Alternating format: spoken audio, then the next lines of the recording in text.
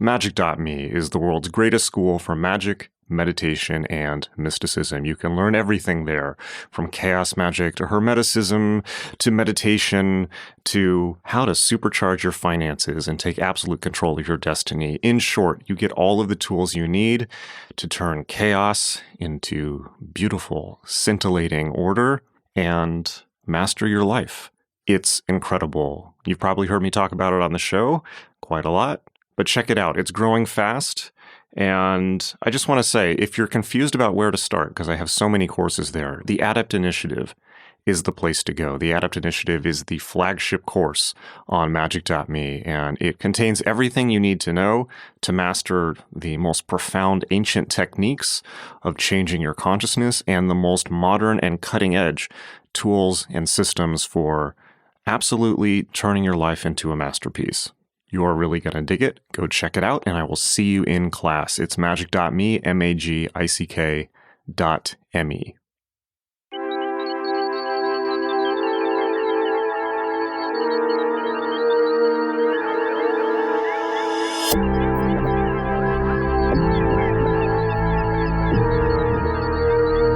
So, welcome to the podcast. Yes, hello. Please tell us a bit about, maybe just give us the elevator pitch on your book and then talk about who you are, please. Sure. So my name is Anne-Marie. I hail from the Northeast Kingdom of Vermont, about 30 minutes south of the Canadian border. And my book is Death Nesting. I am a death doula, and I'm a death doula educator. So I work with people who are dying, and I build a community around them. To really support everything that's going to unfold in this sacred space.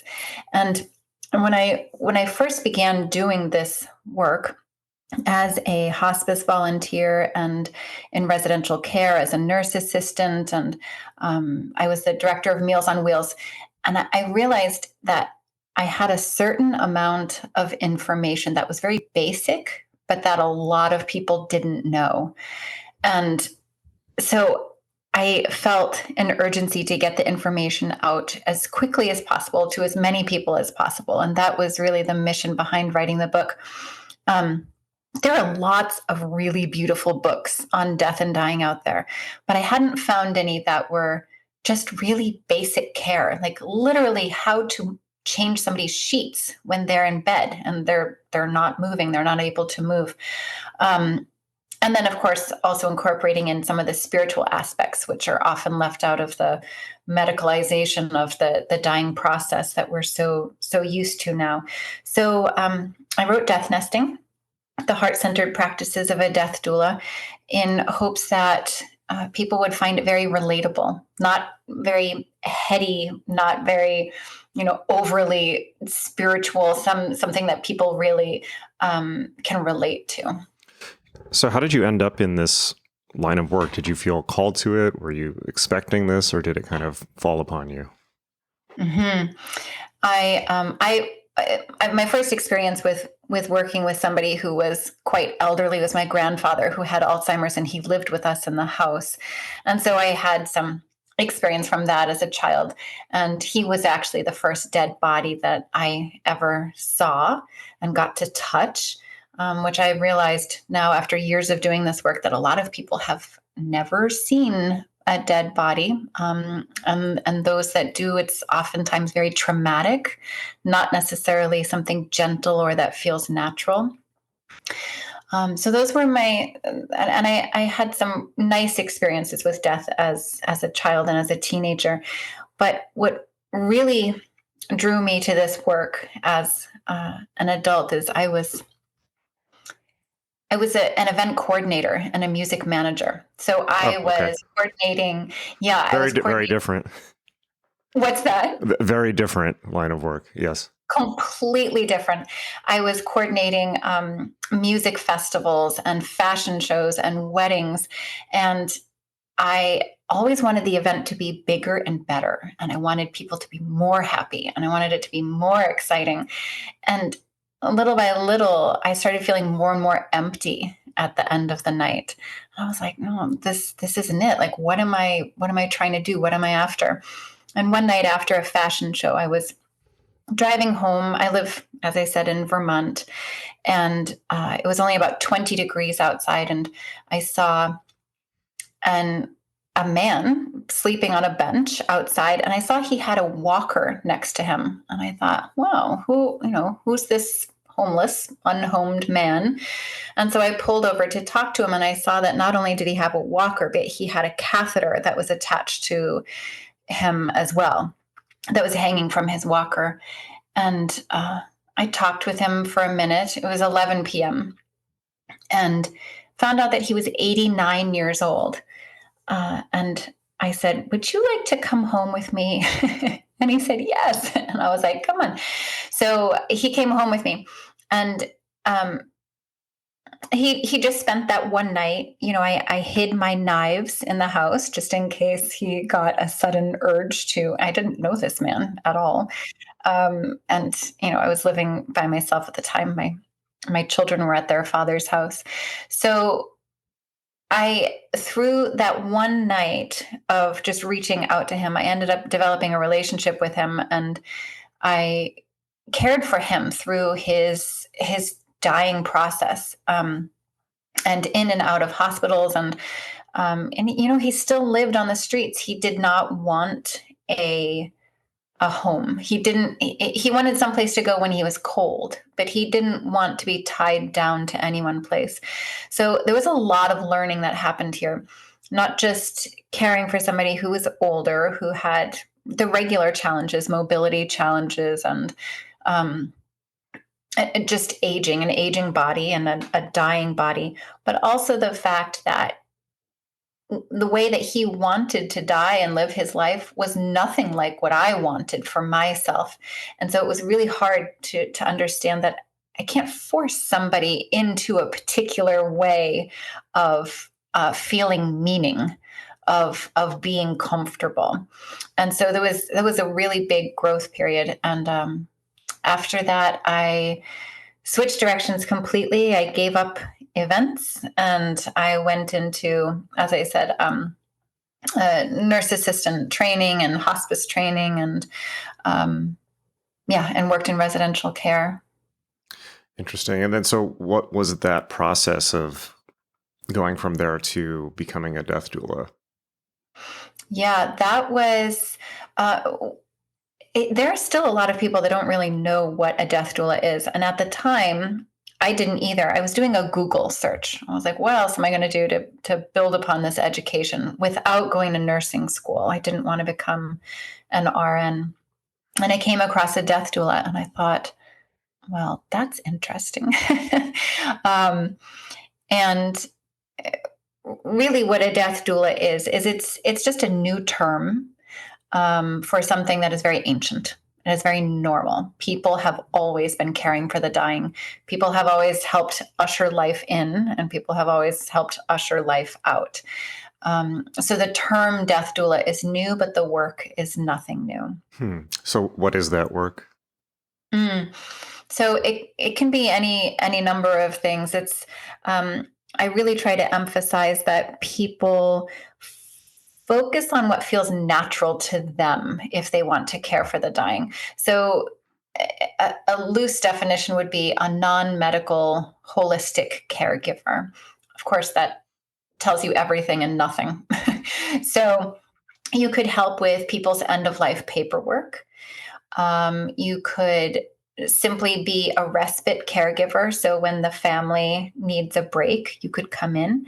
You could be educating and teaching the family as they go along so that the family understands how to care for their loved one. A lot of times it's simply telling people that the effort that they are making is worthwhile, that they are doing it right, that it's okay to not know the answers. A lot of times it's just telling people that the dying situation is okay. Even though it feels really terrible. And so, yeah, how does that go for people? I mean, I have a lot of questions and I have a lot I want to say, but what is your experience with people working through just that part of it? Yeah. Do you mean as the person who's dying or as the caregiver? Um, I guess working with people to get to a place of acceptance. Oh, yeah. um, on both sides, sometimes acceptance is never achieved. Um, Elizabeth Kubler-Ross came up with that beautiful system of the stages of grief, but they're so incredibly intertwined, and there's no rhyme or rhythm, and there's no way to categorize or isolate any one feeling or emotion. And I just bring that up because the word acceptance is commonly used, and yet, mm, Not so it's much. yeah, it's hard, and it's almost like instead of acceptance, people can get to that place, but it's less like acceptance and more like almost falling apart and being okay with it. Hmm. What Do would you know it? what I mean? What would an example be? um Almost like almost from exhaustion. I find that people, when they try and they try and they try to hold things together and they try to keep their emotions in check and they're trying to make sure the person's not in pain, and all of that can feel like non-acceptance. Sometimes it can feel rigid, and I think that sometimes what it takes is actually leaning into vulnerability and leaning into this sorrow, and then and kind of just falling apart, and sometimes even a laugh might come out. You might think, oh, okay, and you almost throw up your hands. So it's I don't know how to say, instead of it being like an active form of acceptance, it's almost like a reactive form, like um a falling apart, and that's okay. Hmm. It really has struck me throughout my life how unprepared Americans are for this experience, and well, all human beings, because we're all afraid of it and we all have to face it. And as I get older, it becomes more and more real, and as I'm sure it does for everyone. So, um, but your comment about people not seeing ever having seen a dead body, yeah, I think that the biggest flaw of America is its healthcare system, and a tangential part of that is the fact that death is hidden from people, like it's swept under the carpet.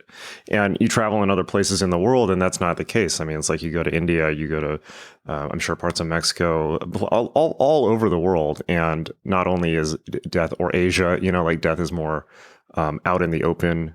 India, you just see dead bodies everywhere. But I don't necessarily just mean that. I mean better practices with the family, a more extended family experience, which we usually don't have in the U.S. So when people come to see you, let's put it that way, I'm guessing they're pretty unprepared. And what is that like? Hmm. Yeah, that depends. Everything you said, I really agree with, and we have completely isolated death. So the only way that it shows up for us now is in movies and social media, and horrible things, mass shootings, and those are the kinds of deaths that people talk about, and not so much the ones that are just gentle and kind, almost, like Right. the really good ones, that those are the ones that are hidden. Those are behind closed doors. Those are in nursing homes and residential care. um, so as far as people, when they come to me, it's a couple of different things. Sometimes people will come to me because their family member, they want their family member to quote unquote deal. They Hmm. want their mom or dad to do their paperwork. They want their, so they kind of come to me to try to get me to convince somebody else to do the work. And I always say to them, okay, I understand. Have you done your paperwork? And that usually stops them right in their tracks because they haven't. And the reason I tell them to do that is because doing end of life paperwork, thinking about end of life, making plans, it doesn't feel good. It feels terrible. There's something that is really jarring in that. And so it's good if you're going to try to convince somebody else to do that work that you had done it yourself, actually, Okay. so that you can relate. And it comes, then they come from a very different standpoint. And then it's almost like a collaboration, like, hey, let's work on this together. Okay. What would you like to do? This is what I think I would like to do. And then sometimes people will come to me. I mean, I'm called a death doula. So by the time somebody admits that they want to talk to a death doula, they are at a stage where they're like, okay, what do you do? So we can go from there, and sometimes people don't know what they want. They'll call me up and they're kind of confused because, going through the dying process, whether you're older, elderly, terminally ill, and younger, it's all confusing because of all of the medical appointments, all of the expectations, your own pain level, your own fears, your own anxieties. And so sometimes people, they'll see, the name death doula and say, yes, I want to talk to a death doula, but have no idea why or what one might do for them. And that's totally fine. So then one of the questions I ask is, when you reached out to me, what did you imagine that I'd be able to help you with? And then the conversation can get going from there. Mm. And, in the end, a lot of people, they just want to have a normal conversation with somebody. They want to have a conversation with somebody that's not overly emotional, because it has, integrated into them as part of their, I was going to say daily thoughts, but, hourly, minute by minute thoughts and conversations. And they don't always want to have an emotional response to what is being said. And so sometimes just talking is this huge relief. Okay. You mentioned a good death. What for you constitutes a good death? Mm-hmm. That's a really good question. Do you mind? Can I turn it on you? What do you imagine for a good death? Well, I'm not a death doula, and I don't work with dying people for a living. So yeah. I don't know. Okay, good. If you want later, and anybody listening to this, it's a really good thing to contemplate because everybody's view is completely different. So for me, a good death for me would be, I would be very old. And if there's pain, I would like it to be tolerable or manageable without excessive medication. I'd like to be awake for my dying process. I would like to have said goodbye to the people that I wanted to say goodbye to and tell the people that I love, thank you. And, so it's pretty simple. I'd like to be, I could get really detailed. I'd like to be in my bed. I would like the sunlight on my face. I would like maybe a cat next to me. So would you say that a good death for a good death is somebody dying in the way that they wanted to? That's right. Okay. That's right. Because for somebody else, it might be skydiving. Not They're me. like, no way, man. Like, I want to die doing what I love. I'm going to jump out of a plane. And that's perfect. Okay. Do people do that? They don't. Well, if they don't, they really should. People should get more creative as they're nearing the end of life. You just got to worry about what they fall on, Yeah. It's just like someone's farmhouse. Okay. So what do you think people can do? Because, it's like kind of, it strikes me, and I talk to a lot of people on my podcast that are in the situation to one degree or another, not the same one that you're in, but in a situation where what they do for a living is what other people actively try to not think about. And this is probably the most extreme version of that, because we all try to pretend that isn't real. Did you see the Barbie movie, by the way? I by any have chance? not. Oh, it's so good. No, I don't want to spoil it, but there's this hilarious part in the beginning where like everybody's like having this huge like dance routine, and then Barbie all of a sudden is like, "Does anyone ever think about dying?" And like a record needle scratches, and everyone is like, "What are you talking? Get her out of here!" And I felt like that was very, very on point. It was very funny. So, what can people do to prepare for this experience, which we're all going to have to face and which we're all afraid of? I mean, I don't care what people say. And, which we've invented religions to try and soothe ourselves. We've told ourselves all these stories to try and make it okay, but we don't know if any of those are true or not. I mean, they're just stories. So, it's like that finality. What can people do you think, to prepare themselves for that experience in a healthier manner? Particularly because I just think it's unhealthy that we hide it. So by the time you get there, you just don't know what to expect, I would imagine.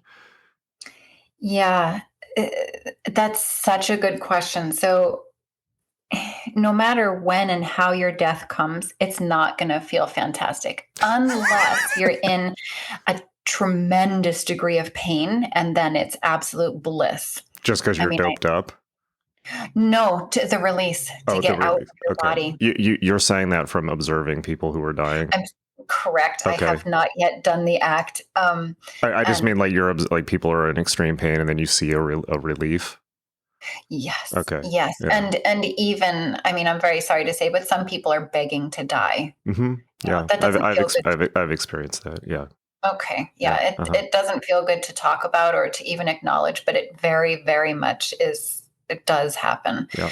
Um, so aside from those that, um, are just ready to go, they're old and they're just ready to go, or their illness has really weighed on them for so long that they're ready to go.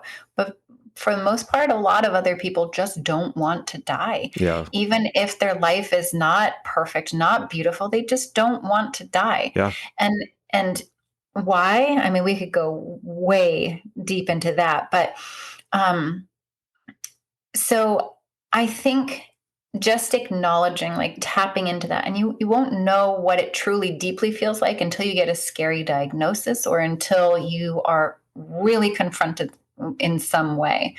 Um, but little things that can be done are just truly deeply appreciating um, living. Which would be, and I'm talking about really basic things, the ability to smell, the ability to open and close your eyes at will, the ability to move your bowels, the ability to get up and walk across the room. These things that we take for granted. And it's not until you break your ankle that you're like, oh my gosh, I miss walking. So it oftentimes takes the extreme contrast Yeah. to be able to really acknowledge that. And so, therefore, I think hormetic stress practices can be really good, like putting yourself through intentional emotional or physical challenges so that you get that contrast and get the appreciation without actually having to be confronted with death. That's So, interesting. yeah. So, I don't know. Have you ever cold plunged I before? have. Yeah. I love it. Yeah. Oh, yeah. Yeah. Awesome. Yeah. Cold plunging, it is so disturbingly uncomfortable. And then you get out and you have this rush of like, oh my God, I feel incredible. Now that's a contrast. That's something that you can work with and understand. And you practice. You're using your mind. You're a meditator. Mm-hmm. You're using your mind to um, really calm yourself in a very uncomfortable situation. That practice will be helpful for you on your deathbed. Okay. So that leads me into a question that I'm going to ask that is a little controversial and probably not what people want to hear. But I take it from the books behind you and the Alex Gray painting that you are of a spiritual bent, right? You are interested in spiritual things. I'm just going to ask this straight out. there are tons of spiritual practices that people do. There's Buddhist practices, there's psychedelics, there's meditation, like you've mentioned, and you've mentioned that meditation is helpful. But at the highest level, do you actually think that any of this stuff helps people actually prepare for the death experience? Like when the chips are down, do you think that spiritual stuff or psychedelics or whatever it is that because I've many times in my life, I've paid lip service to this stuff and I've said, well, I'm not afraid of death because I had so-and-so experience, but really? Let's see when it comes time. So, how much of that do you think is actually valid in that moment? Yes, that's a really good question. And I'm glad you're brave enough to ask it. A lot of people are not brave enough to ask. Okay. Well, shit, so, if we're going to die, we might as well pack the right stuff, right? It's a pretty important thing to do. Yeah, that's right. Bearing in mind that everything that you can pack is nothing physical. So that said, yes, I believe meditative practices are very beneficial, but I would say from working with people, from what I've seen, that just meditators who practice in a controlled environment, I'm not positive, although I've seen some beautiful deaths from practitioners. But if you are only meditating with your mind in a regulated environment, I'm not sure how much that's going to help you. Oh, interesting. So you're saying you need to be meditating in a chaotic environment? Some stressful environment. Interesting. So, okay. So for instance, like the cold plunge, work with your mind then. Okay. And so interesting. And like I said, I have seen practitioners have immensely beautiful deaths. But those are people who have dedicated their lives to this. And not everybody has time to dedicate their life to all of the Buddhist practices. And not just Buddhist, people who really, truly, deeply believe that they're going to God can have a really beautiful death. They know it. They feel it. They're doing it. So those things are possible. But I think because of the amount of unknown groundlessness and potentially pain, that being able to have recognized if you've done it before, it's going to be easier to practice it again. So amidst some kind of safe kind of pain, some kind of really uncomfortable environment that you are in, and you have to watch your thoughts, and you've got to work with your mind. So I think that there are some beautiful ways that it definitely will help. As far as lighting some incense and just telling people you're a meditator, no, sorry, you're screwed. Right. That's not the same thing. Thank you for sharing. That's very profound. Thank you for sharing. That feels like a really powerful key, what you just shared. Yeah, thank you. And then psychedelics.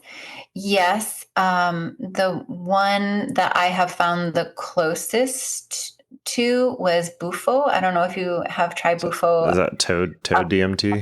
Yep. Okay. No, I haven't. Toad medicine. I like toads too much to ruin their day. Oh, I know. The synthetic version is coming, I do believe. Okay.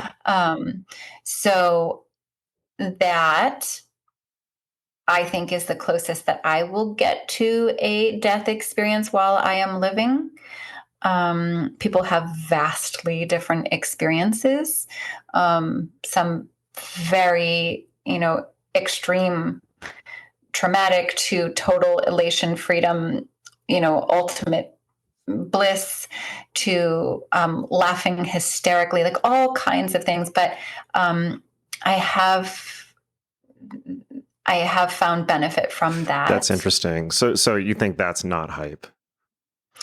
No, I don't think so. A friend of mine says that he thinks that every death doula should try Bufo. Okay. I won't go that far. I haven't tried Bufo, but I will say that, one of the most profound experiences of my life in which I felt that I had lost a fear of death was on 5-NN-DMT, so pretty close. And it certainly, and that had permanent, it had a permanent effect.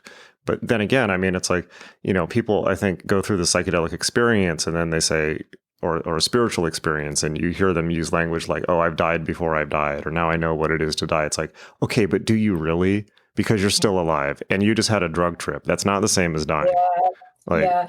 No, and it's really not. And you bring up a very good point, which is that you chose to do that in your environment, on your time, on your, in your own way. And so that alone, oh, hell no. You may have had some kind of like mind separating experience, but that is nothing like the dying process that most of us will go through. So there are, of course, sudden deaths, which, I mean, obviously you don't choose these, so they're still different in that way. But some people will die of a heart attack instantly.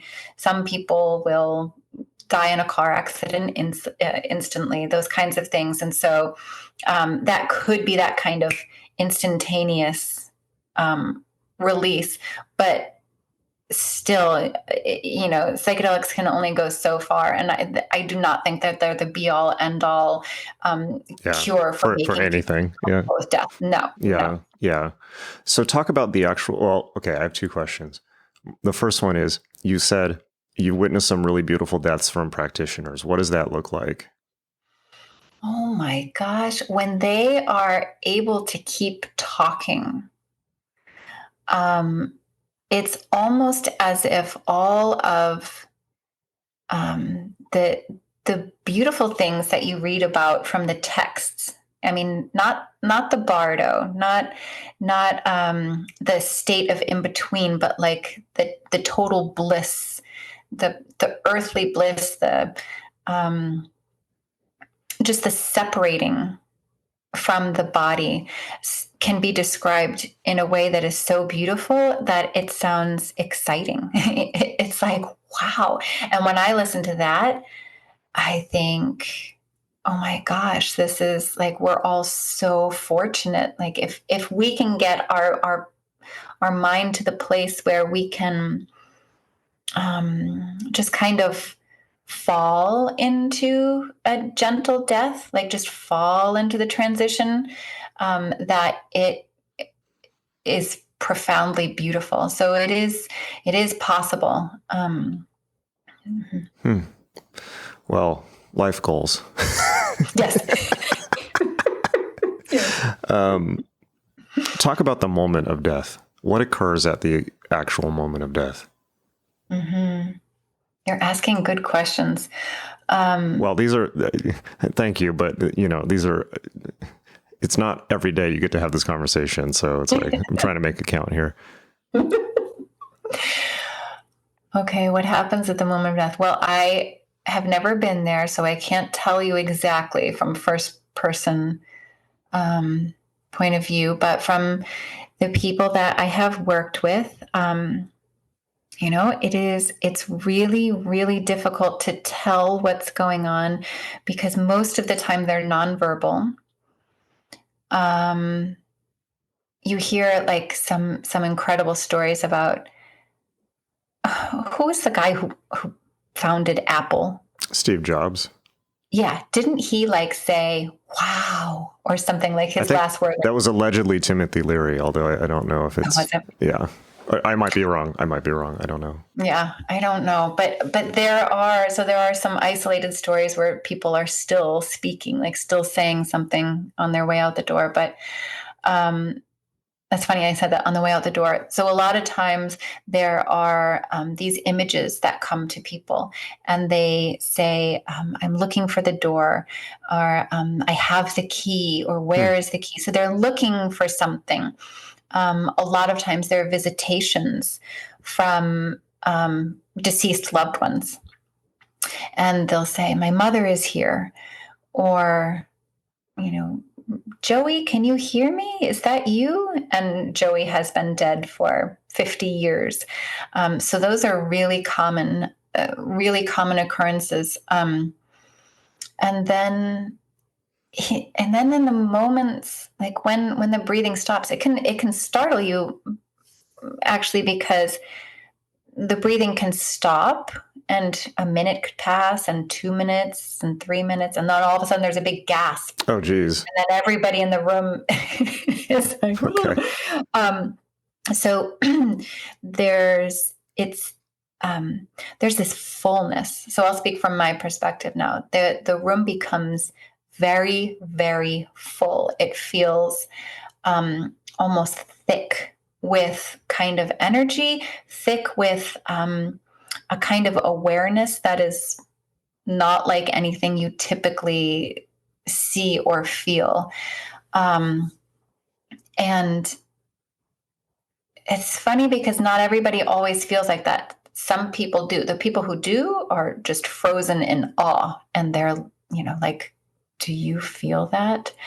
And then other people are like, okay, and they grab their purse and they're out the door. But some people do feel it. Some people are aware of it. It feels like you commented on Alex Gray. He has done some work where there's eyes everywhere, like just eyeballs everywhere. And honestly, that is what it feels like. It feels like something somewhere is aware. Wow. Have you ever experienced anything in this line of work, in working with dying people, that has struck you as indicative of any type of afterlife or any type of supernatural thing going on at the moment of death? Or is it completely not that? Is that completely not the case? Definitely. So there, strange things happen. Not all the time, not every single time, but one time I was present at a death, and we all were in the room and just kind of paying homage. Her body was dead, and we had just cleaned her. And it was something like somebody had a question. I wonder if, and I won't say the woman's name, I wonder if she would want this to be done. And the phone rang, and I went over and I'm the death doula, and the others were gathered around. So I was the one who went to go get the phone. I picked up the phone and there was nobody there. And I said, hello? Hello? And we all just kind of looked at each other. And we all knew, it was just a consensus. We're like, that was her. It was eerie. What do you mean that was her? And very real. I'm sorry? What do you mean that was her? That phone call was her. The person that was dying? That had died, yes. Oh, she had already died. Okay. Yes, she had already died. Wow. And that was, I didn't even say anything, because when I'm with people, I usually don't tell them what my spiritual ideas or beliefs are. I just let the family or the friends just do it as they will. So I didn't have to say it. I was like, I just hung up the phone and somebody said, who is that? And I said, there was nobody there. And everybody looked at each other. And I'm like, I don't even have to confirm that. Everybody, it was just a general acknowledgement. There are things like that happen often. But like I said, not all the time. And the thing is that sometimes people will say things like, I have a code word. They're supposed to say, blue pineapple or whatever it is. Like this is going to come back, and this is a code word, and we have this agreement. So when this person dies, they're going to say this, and I'm going to know it's them, and whatever. And as far as I understand, the dead don't really work like that. Okay. That's kind of far-fetched, and anyone who's on spirit side only has limited abilities in what they can actually share or do. So okay, so you're talking. So you mentioned spirit side. What do you mean by that? Mm-hmm. So I do believe that. I still haven't even figured all of this out myself, but I have had visitations from people that I have worked with before. I've known things before from deceased people that I really shouldn't know. Like, there's no way I would have possibly known such things. And it's only very recently that I've started even admitting that to myself, because it makes me a little bit like, oh, Anne-Marie, are people going to think you're crazy? But it got to the point where I was like, no, I'm going to, call myself crazy if I don't actually admit that this is happening. So I do believe that sometimes people on spirit side do have something to say. I believe that they don't necessarily go far away. So you would say you do believe in, or you suspect some type of afterlife or existence after death? Yeah, so that's a good question, because to say then that there's an afterlife, what is it that goes on living? I don't know. What bit of where do they go? I think of the movie. What is that cute movie, Coco? Like, I don't think it's like that. I don't think it's like a party of ancestors, like in this village in the sky.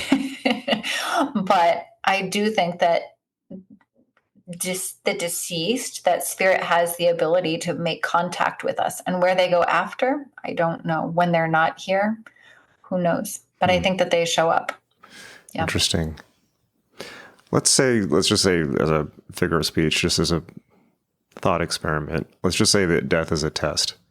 Okay. Now let's say I wanted to utterly fail that test as hard as possible. What would I do? Okay. You get the prize for podcast interviewers. All right. Oh, thank you. Okay. I would say that I would start off with, there is no failed way. But I would also say that the most disturbing way, I think, is to just go out kicking and screaming. And yet maybe that's what you have to do. Like, who am I to judge anything? Like, it can feel good. Those of us, like death doulas, those of us who are helping people die, we want them to, quote unquote, surrender. We want them to have a nice, peaceful release from their body. But maybe they've, if anybody believes in reincarnation, maybe they've done that 100,000 times already. And this time they want to go out kicking and screaming. They want to, grab on with their nails and stay here as long as they can. So who am I to say that that wasn't the right way to do it? It prompts another controversial, disturbing question in my mind, which is, so you were saying that, and we do have this attitude culturally. It's like we should help the people who are dying to accept. I even said earlier in the interview, to come to a place of acceptance or to let go, and to go peacefully and quietly. And I just thought, when you were saying that, is that for them or is that for us? That's right. That's exactly. I wrote about, in the book Death Nesting, I wrote that a gentleman that I was working with was so confused while he was really actively dying. And actively dying can mean a great deal of things. It can be 3 weeks before death. It can be 2 minutes before death, so there's a really big window there. But he was in and out of awareness of what had been going on. He had multiple trips to multiple hospitals, emergency trips, and chemotherapy and radiation, and illness after illness was getting stacked up. And he still had told the hospital staff that he wanted everything to be done to save him. And his family was saying, really, do you want everything to be done? Like, if you die, you want the hospital staff to bring you back to life again? And he said yes. And that was kind of disturbing for everybody, the hospital, the doctors, the family, So you mean everybody. he wanted to be resuscitated while brain dead? Yeah, he wanted to be resuscitated. He wanted he trusted the medical system. The medical system had saved him from multiple heart attacks, had always, come through for him. And so he was expecting a miracle, something to come through at any moment. But the odds were really deeply stacking. I wouldn't say against him, but toward the the side of death coming soon. And so I did this practice where I was working with his unconscious and trying to help him understand all of these things that had been happening to him, to help him get a little clarity, because he was very confused. And I did that the night before he had this very big doctor's appointment. And the family said after that, at that doctor's appointment, he was clearer than he ever had been before. He was recalling his condition. He was recalling the trips back and forth to the hospital. He's recalling all these really helpful things. And he still wanted everything to be done to save his life. And then I said, well, perfect. Then my job's done. And I told the family that's what he wants. Now it can't be blamed on, oh, he's confused. No, actually, he's not confused. And this is just the way he wants to do it. So that's really important work for death doulas and just for life in general, for just, being a good human. You can't always, put your values on other people. They're going to do it their own way. Yeah. Particularly in that moment where it's kind of like, whatever your values were, they're tested that's what they're for. That's what they're there for, basically. There was an article that went around maybe 10, 15 years ago that was very famous. That was a viral, whatever, that was, I'm sure you've seen it. That was like top 5 regrets of the dying. Yeah, there are a few of those, but yeah. Was that kind of an accurate thing? Like, do you have people expressing regret? Oh yeah. There's regret. There's guilt. There's shame. Resentment. Resentment is a hard one, but when people are dying, and they didn't get to accomplish the things that they wanted to accomplish, or the people in their own age group are living life grand and they're dying, because it's not, obviously, younger people die as well. So there can be resentment, shame, guilt. If somebody is a lifelong smoker and then they're dying of lung cancer, there can be a lot of guilt that they brought the lung cancer on by smoking. And yeah, all of those feelings come up. So, and those are really hard, and which is why I try to work with people to, I work with the dying, but honestly, my work is almost better spent working with the younger and healthy, so that they can get to a point when it's their dying time that they don't have this huge stack of resentments and sorrows and regrets. Because working with people to have a quote unquote good death, or some place that feels comfortable for them at the end of life, if I'm just meeting them at the end of their life, they may have 30 or 80 years of history of things that they have to work through. And that's hard. So I'll definitely be there for them. And I definitely try to help them find some degree of comfort and release and self-forgiveness. That's a really big one. But these are things that really our society should be embracing and encouraging. Yeah. So in the Bardo, which you've mentioned, the Bardo teachings, they have all that stuff about your state of mind at time of death determines kind of your afterlife and your next life experience. What I was going to ask is, we've talked a little bit about afterlife stuff. We're talking now about very negative emotions at end of life. Do you have any, I'll just ask it straight out. Like, do you have any experience or feelings that there is some negative afterlife experience, like that there is some place you can go after you die if you don't work through these things, or you have done bad things, or you haven't let go, or whatever it is that these religions talk about, that is a thing, that is a possibility? Whoa, that's, I wouldn't presume to even have an inkling, but I would guess that it has really to do with your state of mind. So, I do believe in that to some degree. Um, are people going to hell? I don't think so. Okay. I think we get absorbed back into universal energy, universal love. I really do.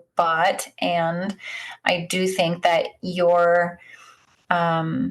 where your mind is, not necessarily at the moment of death, but where your mind has been for the duration of your life, I think would impact your experience directly after death. But ultimately, I feel like everybody gets absorbed into the love. So you've never seen the devil show up to claim someone at the last moment? Not so much. Not so far, no. Okay. Yeah, I ask it just because, a lot of spiritual people, I really have been of the opinion for a long time that convincing people that there's some type of hell that they're going to go to after they die, and that's not just Christianity, it's also Buddhism, Hinduism, all these religions, not all of them, but quite a lot of them, is just a form of abuse. It's like a form of intergenerational abuse and trauma that's been perpetuated for God knows how long.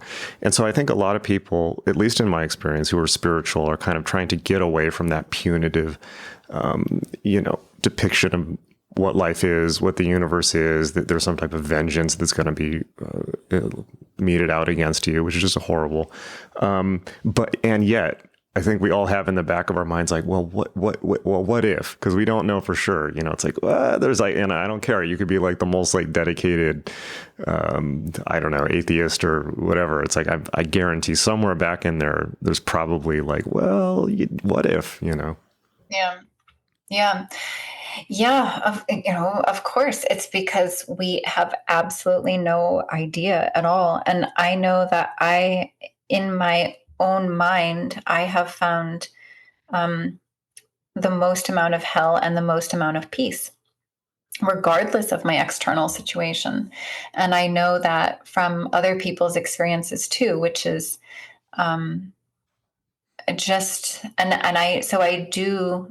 I do believe in the power of mind. And it doesn't mean that you have to be highly educated and have these really profound thoughts, it just means like, can you access a place of okayness, and can you hold that place of okayness? And I really think that that it's not going to do you any harm to find that place of okayness. Sure. How has working with dying people changed how you view life and how you approach it? The biggest ways. I'm sure it's changed like everything, but like the biggest ways. Yeah, absolutely everything. Absolutely, completely everything. Just waking up every single morning, and I open my eyes and I'm like, yeah, man, I did it. I got through the night. Literally just waking up. Just waking up, because there are many people that don't. They die in their sleep. They don't wake up. That's how a lot of people would like to die, I think. Mm-hmm. Yeah, definitely. And I've thought about that too. That has been one of my top 5 ways to die. Okay. Is to just die in my sleep. What are the others, if you don't mind me asking? Well, being aware in bed, okay. Conscious, and actually like feeling the slipping away. It gives me butterflies in my stomach when I think about it. But, I think that that's a way that I would like, than being in my sleep. I don't really know any others the others are just like different locations that I would like to be. Okay. Like I would like to be in a forest. I think that sounds good to me. Okay. Yeah. Interesting. Okay. So for people who are listening to this, your book is very practical. It talks about very, very practical things in dealing with this. But since this is something that we will all have to deal with, not just for ourselves, but with loved ones, which I think probably for most people is more upsetting, thinking about people they care about dying than themselves. I think that's probably pretty universal. I would suspect, I mean, I don't know that for sure, but what would your words be to people to kind of, well, let me put it this way. Maybe several episodes back, I interviewed Antero Ali, who is, who had been diagnosed with terminal cancer and decided not to do treatment. And so he was pretty okay with it, at least when we talked. And we opened up the interview where I just asked him, what is it, what is dying like? I just went straight for it. And he said, we're all dying, Jason. So, and other people have commented that I've read, spirituality in a way, life in a way is a preparation for death. So what would you say to people in terms of, living life or, thinking about this ahead of time, or like, what are some healthy attitudes that people can adopt or healthy behaviors that people can adopt, just accepting and knowing that this is going to happen? Well, I would encourage people to do a hospice volunteer training. I think that encountering the gentle, kind deaths would be a very good thing for almost everybody to do. There are some people who have had, pardon me, too much death in their life. And so, it's not for everybody, but for those that have not had a traumatic experience, get closer to it.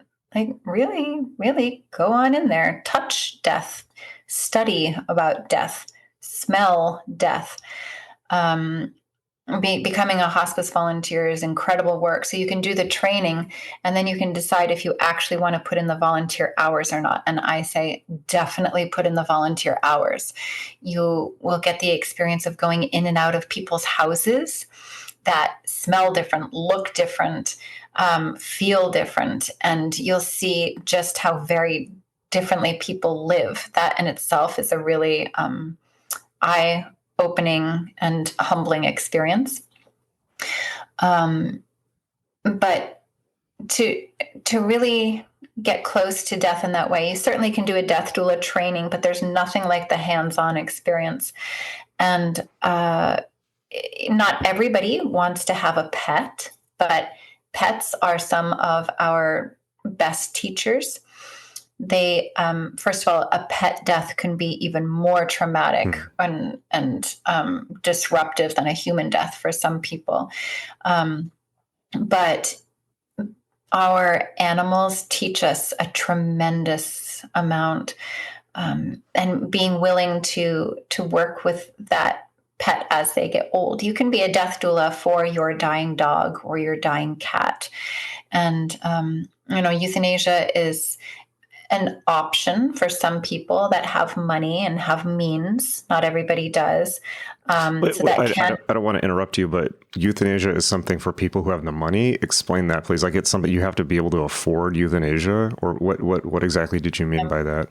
Yeah, absolutely. So a lot of people think that euthanizing your pet is the very kind thing to do to end your pet's life when they are close to death.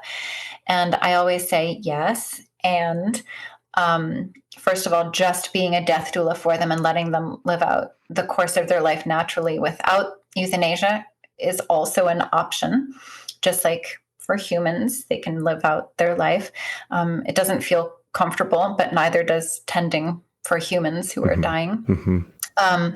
But euthanasia is, it's expensive, and not everybody has means of bringing their pet to the vet. There's the veterinary fee. There's the actual shot itself. Then there's the disposition of the body, whether you take it home with you or they take the body for cremation.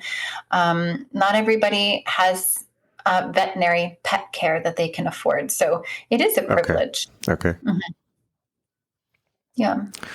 Well, I know you're short for time, so But I want to ask you one final question, which is, if you could change anything about death and the death industry in America, what would that be? Yeah, I would incorporate. Well, basically, our school system needs a total gutting and overhaul. Yeah, yeah, yeah.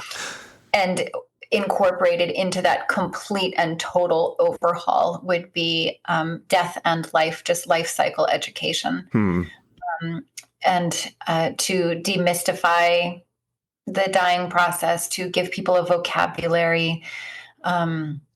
It doesn't mean that when a death comes, it's going to be any easier. It doesn't mean it's going to feel better or easier. It means that it's familiar and you have a vocabulary and you know that it's okay to talk about it because others have been talking about it. So I think that would be first and foremost. And I mean, that degree of healing that I think needs to take place in our society, we're talking generations and generations of recovery time. Yeah. It certainly struck me as you were saying that it's kind of like almost like our society forces people to deal with this alone and as if they're the only person dealing with it or will deal with it when everyone has to deal with it, which is just crazy to me. Yes. They say it takes a village to raise a child, but like, okay, well then how come they just they push you out under the carpet when it's your time? It's like, well, yeah, absolutely. And it's, people hide their grief. They hide their grieving. There are many, many, many different ways that grief shows up throughout people's lives, but it's not differentiated between, the loss of a home, the loss of a spouse, the loss of your health, the loss of a limb, or the loss of a human. It's no time, no space. Like, get back to work, deal with it on your own. It creates a very pained society. I think so. Well, short of fixing all the world's problems, please, this was a wonderful conversation. Thank you very much for your time. Please tell the audience about where they can find out more about you and where they can get your book. Thank you. Thanks so much.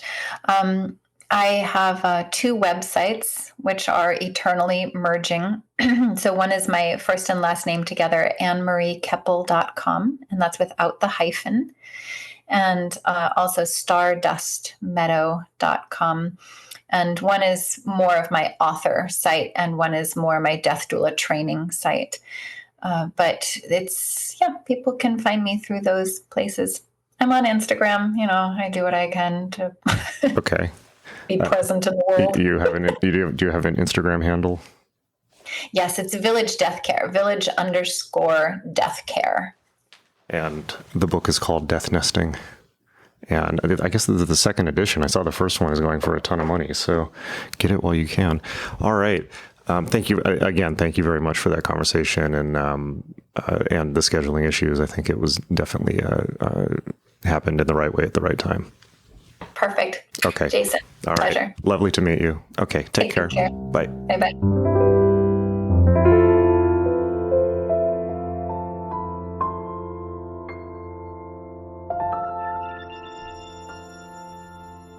All right. Hope you really, really enjoyed that. I definitely had a lot of fun in that conversation. Meet us at magick.me, magick.me, my school for magic, meditation, and mysticism, where you can learn all the skills you need to unleash your true self. I will see you in class, and until next time, hang in there.